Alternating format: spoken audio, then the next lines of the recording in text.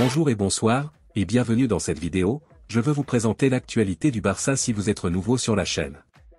Sur ce canal nous parlerons généralement de l'actualité de FC Barcelone, donc n'hésite pas de t'abonner et d'activer la notification, pour ne pas rater aucune de nos prochaines vidéos. Merci, on commence.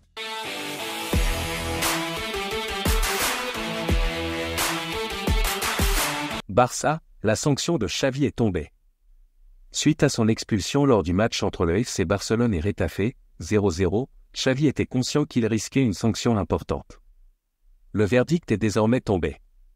En raison de son langage inapproprié envers l'arbitre, l'entraîneur blaugrana a écopé d'une suspension de 2 matchs. La même sanction a été appliquée à son joueur Rafinha, qui a lui aussi reçu une suspension de 2 matchs. De l'autre côté, Mercato. Ansu Fati veut quitter le Barça.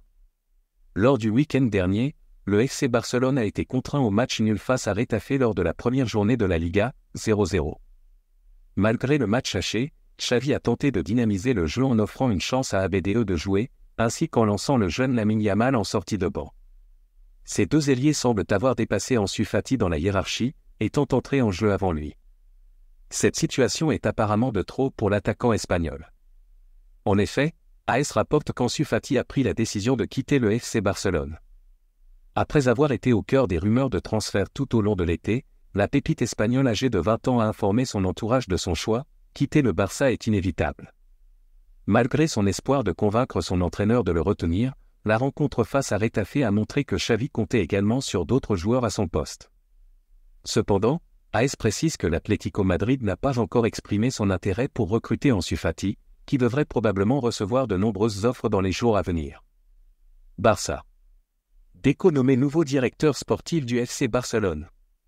Arrivé au FC Barcelone il y a quelques mois, où il a été impliqué dans le travail de recrutement avant de passer le flambeau à Matteo Almani, Deco a été officiellement désigné directeur sportif du FC Barcelone. L'ancien milieu offensif portugais, qui a déjà porté les couleurs du club de 2004 à 2008, a signé un contrat de 3 ans, le Lyon au club catalan jusqu'en juin 2026. Ayant déjà travaillé en tant qu'agent, Deco apportera son expertise au sein de l'équipe dirigeante du club. Il possède déjà une connaissance approfondie des rouages de ce métier. La fin de mercato folle qui attend le FC Barcelone. Le FC Barcelone se prépare à vivre 2 semaines finales particulièrement agitées sur le marché des transferts. Un aperçu des développements à venir. Le FC Barcelone a traversé un été plutôt mouvementé, marqué par des échecs dans des dossiers tels que Messi ou Neymar, mais aussi par des succès, notamment avec l'acquisition d'Ike Gundogan, ainsi qu'Oriol Romeu et Inigo Martinez. Les difficultés pour inscrire de nouveaux joueurs ont été nombreuses, avec la nécessité d'attendre la vente de Dembélé et de trouver des solutions pour enregistrer les contrats des nouveaux venus auprès de la Liga.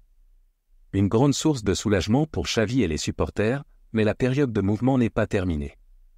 En effet, le FC Barcelone attend encore des renforts. Le plan de Xavi et de la direction consiste à recruter un latéral droit et un joueur offensif, malgré les contraintes financières connues de tous. Joao Cancelo semble être le favori pour le poste de latéral droit, avec des rapports indiquant qu'il est proche du club espagnol. Les options Ivan Fresneda, Valladolid, et Pablo Maffeo, Mallorca, sont également envisagées.